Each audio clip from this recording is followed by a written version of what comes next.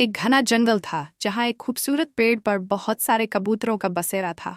ये कबूतर दिन भर दाना चगते, पानी पीते और शाम होते ही अपने घोंसलों में वापस आ जाते। वे सब बहुत खुश थे, लेकिन उन्हें शिकारियों से हमेशा खतरा रहता था। शिकारी की चालाकी। एक दिन एक शिकारी जंगल में आया। उसने देखा कि पेड़ पर बहुत सारे कबूतर रहते हैं। उसने सोचा, अगर मैं किसी एक को पकड़ूंगा तो बहुत मेहनत लगेगी। क्यों न ऐसा जाल बिछाऊं कि सब एक साथ फंस जाएं।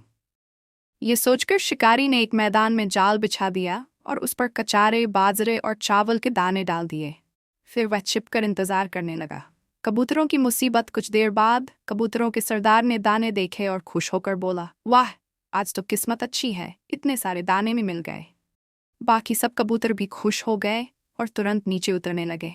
मगर एक अक्लमंद कबूतर ने कहा, हमें सतर्क रहना चाहिए, ये किसी शिकारी की चाल भी हो सकती है।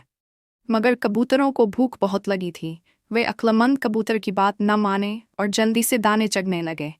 जैसे ही उन्होंने दाने चगना शुरू किया, जाल उन पर गिर गया और सब फंस गए।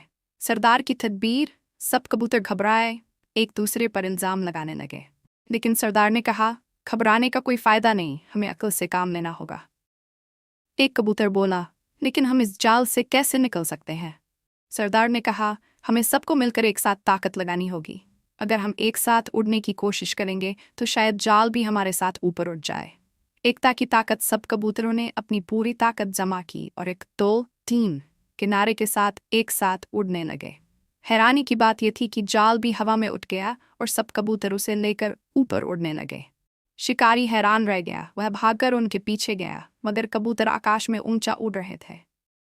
वह जाल को लेकर उड़ते गए, यहाँ तक कि वे एक दूर के जंगल में पहुंच गए जहां उनका एक दोस्त चूहा रहता था। आज़ादी का जश्न। चूहा उनका पुराना दोस्त था। जैसे ही कबूतर वहां पहुंचे, उन्होंने उससे मदद मांगी। चूहा बोला, तुम सब धैर्य से बैठो, मैं अपने तेज दांतों से इस जाल को काट देता हूँ। थोड़ी देर में चूहे ने जाल काट दिया और सभी कबूतर आज़ाद हो गए। सबने खुशी से अपने पंख फैलाए और चूहे का धन्यवाद किया। सरदार ने कहा, आज हमने सीखा कि अगर हम एकजुट रहें तो किसी भी मुसीबत से निकल सकते हैं।